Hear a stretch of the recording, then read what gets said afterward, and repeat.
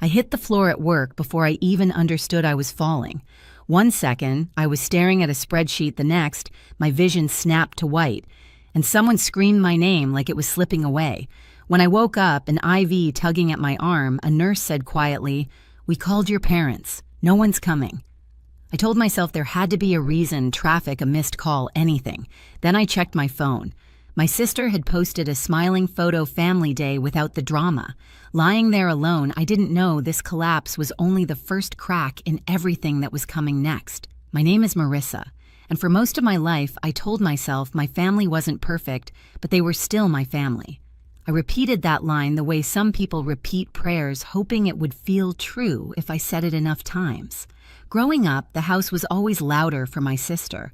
She had this glow that everyone pointed at: teachers, relatives, neighbors. "She's going places," they'd say, and then glance at me like I was the placeholder standing beside her. I wasn't jealous. At least that's what I told myself. I learned early that if I stayed quiet, helpful, responsible, the house stayed calm. The rule was simple. She needed attention. I needed to stay out of the way. Even as adults, that dynamic never changed. My parents still lit up when she walked into a room, still bragged about her potential, still asked me to be understanding. They liked reminding me she was under pressure. She had big dreams. She needed support. And somehow that support always came from my paycheck. Every week, without missing a single one, I sent them $700. They said it kept them afloat, that it was temporary, that I was saving the family. I believed them because believing them hurt less than admitting the truth. I was the designated helper, the dependable one, the one who didn't get to say no. My apartment reflected that life. Small, dim, bare-boned, bills stacked on the table beside reheated leftovers, vitamins I kept forgetting to take, and a cardigan always draped over the same chair. Some nights I'd sit by the window and watch people walking home with grocery bags or laughing on the sidewalk, and I'd wonder what it felt like to be someone worth coming home to. My job didn't make things easier. Administrative work in a cramped office meant long hours, endless tasks, and the constant pressure to be flawless. I got good at pushing through exhaustion, too good. Most days I ate lunch at my desk, telling myself I'd rest later. But later never came. There was always another spreadsheet, another deadline, another reminder that I was needed by everyone except the people I kept giving everything to. Still, I tried to be hopeful. When my parents didn't call for days, I told myself they were busy. When my sister forgot my birthday again, I laughed it off. When I felt the weight in my chest tighten and my hands tremble while typing, I convinced myself everyone felt that way. But the truth was quieter, heavier, and much harder to look at. I was running on fumes, financially drained, emotionally starved, and still trying to prove I was worth the smallest bit of care. So when I collapsed at work, part of me wasn't even surprised. What surprised me was what came after, what my family chose to do with that moment. And even then, I had no idea the collapse wasn't the breaking point at all.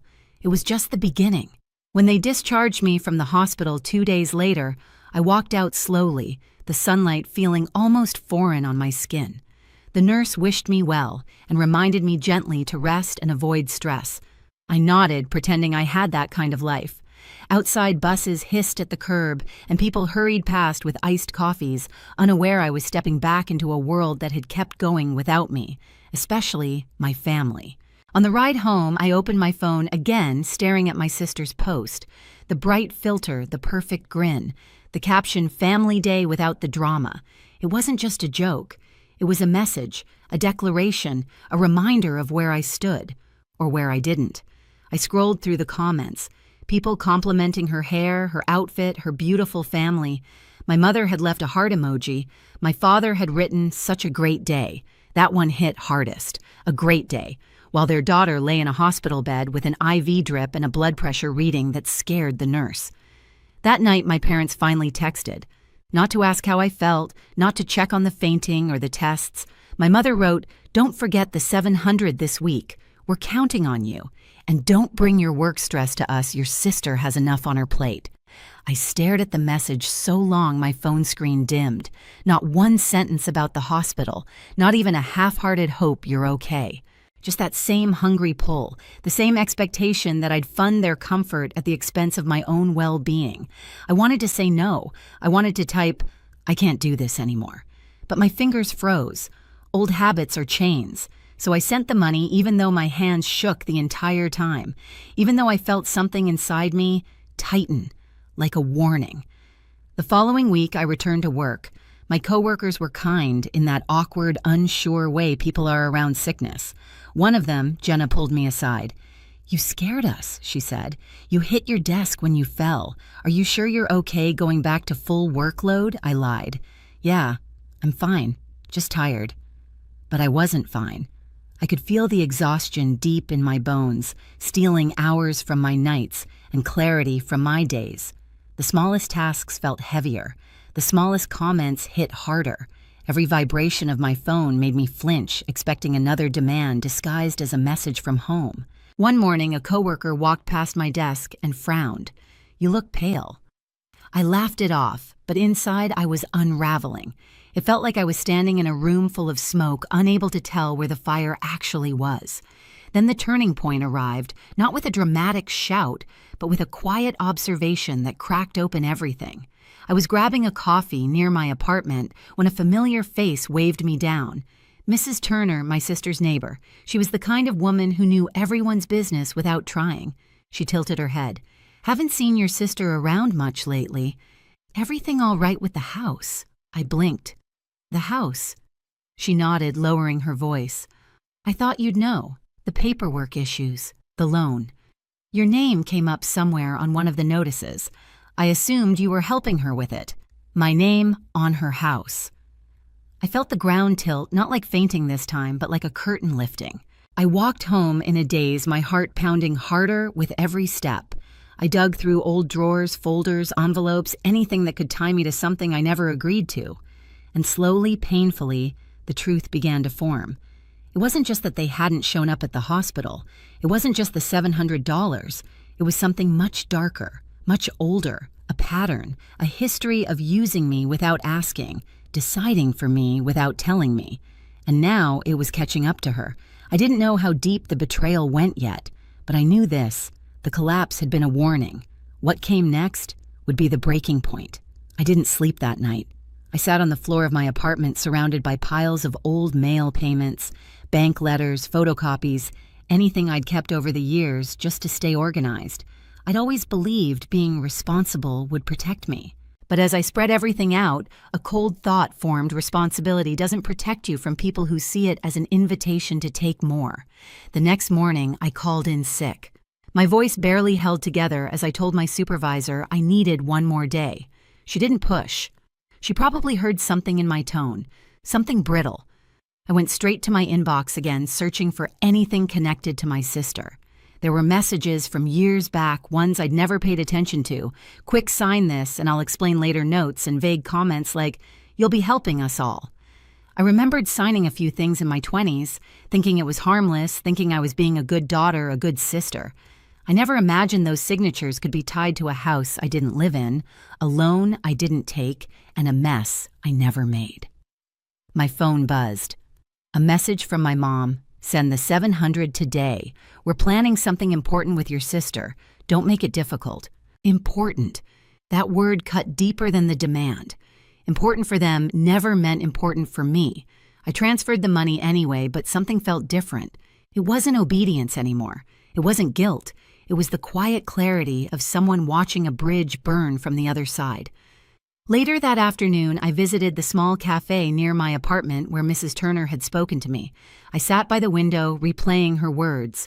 My name on a notice, my sister avoiding home, paperwork issues, a loan gone wrong. I pulled out my notebook and began listing everything I knew, everything I suspected, every detail I'd ignored because it hurt less to believe the best of them. The more I wrote, the more the truth sharpened. They hadn't overlooked me at the hospital. They had already written me out of their lives long before that. I was a utility, not a person. That realization didn't break me. It steadied me. I wasn't angry the way I had been. That blazing, shaking anger had cooled into something firmer, a boundary forming at last, a line I had never allowed myself to draw before. I spent the next days doing something I'd never done, researching my own rights. I read about loan liability, unauthorized signatures, financial exploitation. I found stories of people who'd trusted family members and ended up carrying debts that weren't theirs. Each story sounded painfully familiar. I emailed a legal aid service asking hypothetically what someone should do if their name appeared on a loan they didn't knowingly take. The reply was quick and steady: gather proof, keep communication in writing, do not sign anything else, and do not send money tied to the issue. Silence is not consent, the attorney wrote. You have more power than you think. I reread that line until it felt real. By the end of the week, I knew what I needed to do. Not violently, not with screaming, not with revenge that would make me someone I didn't want to be. My power would be in the one thing I'd never used before: my ability to say no. I stopped sending the 700. I didn't tell them why. I didn't explain. I didn't argue. I just stopped. And almost immediately, the tone of their messages shifted. My mom's texts turned sharp. My dad's turned guilt-heavy. My sister didn't message at all. That silence told me everything. Something was falling apart on their end, and for the first time in my life, I wasn't the one holding it together. I didn't know what they would do next, but I knew whatever storm was coming, I would meet it standing. And for once, they would need something from me that I no longer owed. Months passed without the 700 leaving my account. Every week I didn't send it, my parents' messages got sharper. Did something happen with your job? We raised you. You owe us. Your sister is under so much pressure. Stop being selfish. I answered the same way every time. I can't send money anymore. I'm focusing on my health. I didn't explain. I wanted them to be the ones who finally said the quiet part out loud. It happened on a heavy, humid Saturday. Someone pounded on my apartment door so hard my shelves rattled. Marissa opened the door. My sister's voice, pitched high, threaded with panic. The old version of me would have rushed. This time, I set the grocery bag on the counter, took a breath, and walked to the door like I wasn't the one on trial. When I opened it, she almost stumbled inside. Her hair was frizzed. Mascara smudged under her eyes. She smelled like stale perfume and stress. "We need to talk," she snapped, already moving past me into the living room. I closed the door. "About what?" She whirled around, clutching a bent stack of papers. "About the house. About you. You stopped sending the 700. What are you thinking? I already told Mom and Dad," I said. "I can't keep funding everyone else's life." She barked out an ugly laugh. "Because you fainted one time at work." "You're not made of glass, Marissa. You scared everyone and you're fine. Get over it."